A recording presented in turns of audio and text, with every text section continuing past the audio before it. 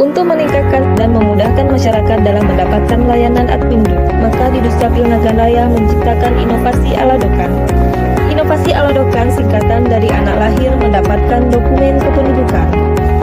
Inovasi Aladokan merupakan kerjasama antara di Dukcapil Kabupaten Nagan Raya dengan Rumah Sakit Umum Daerah Sultan Iskandar Muda dan beberapa klinik bersalin serta puskesmas yang ada di wilayah Kabupaten Nagan Raya.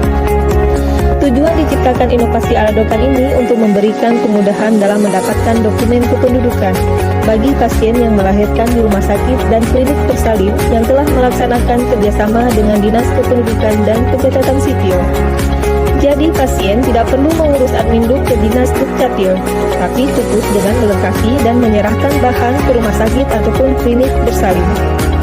Sehingga setelah melahirkan, pihak keluarga pasien bisa mendapatkan kartu keluarga baru, akte kelahiran si anak, dan kartu identitas anak atau singkatan dari DIA.